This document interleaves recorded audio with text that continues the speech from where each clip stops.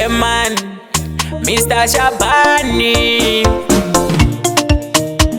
double E, K-N-E-O, X-Y, Ndini Linux, wema komo tutifule, Ndini heri.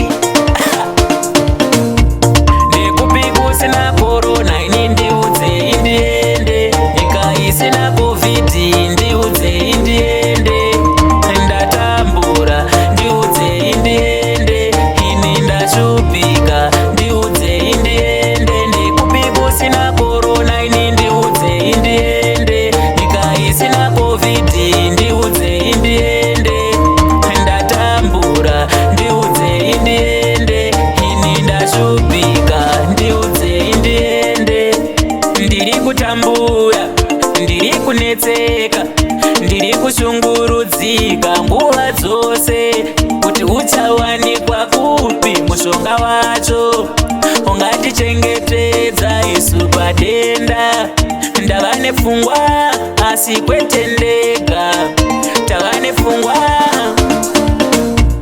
nekupiku sina corona, ini ndiudze indiende, nyika isina covid, ndiudze indiende, ndatambura, ndiudze indiende, ini ndashupika, ndiudze indiende, nekupiku sina corona, ini ndiudze indiende, nyika isina covid, ndiudze indiende, ndatambura, ndiudze indiende, ini ndashupika, ndiudze indiende.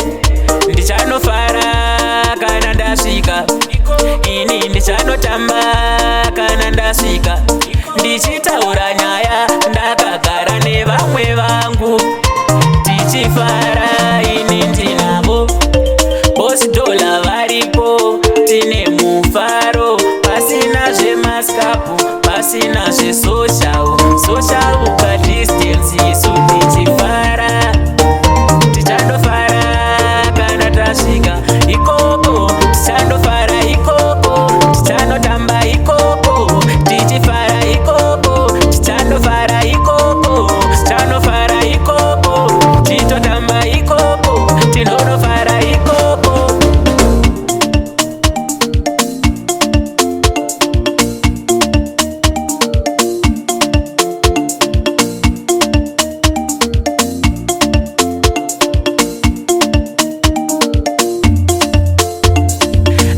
Ikoko, tonofara ikoko, kana chasika ikoko, tinonotamba ikoko.